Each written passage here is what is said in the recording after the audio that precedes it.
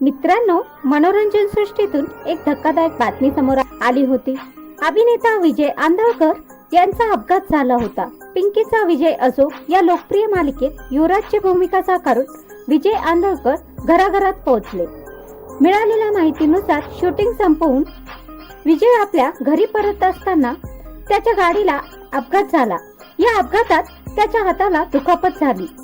त्यांच्या हातावर खरचटल्याच्या खुणा दिसत होत्या, तसेच शरीराच्या इतर भागांनाही मार लागला होता।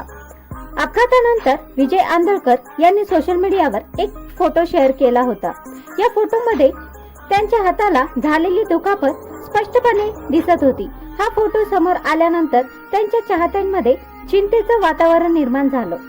विजय यांच्या अपघाताची बातमी कळताच त्यांच्या चाहत्यांनी सोशल मीडियावर त्यांच्या प्रकृतीबद्दल चिंता व्यक्त केली आणि लवकर बरे होण्यासाठी शुभेच्छा दिल्या। मराठी मनोरंजन सृष्टीतील कलाकारांनीही त्यांना काळजी घेण्याचा सल्ला दिला।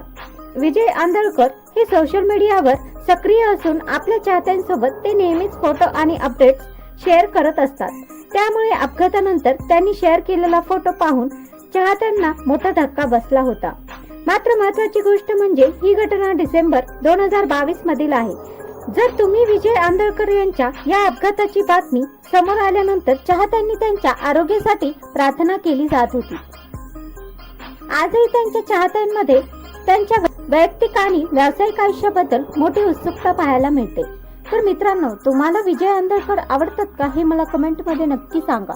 व्हिडिओ आवडल्यास लाईक, शेअर, चॅनलला सबस्क्राईब करायला विसरू नका।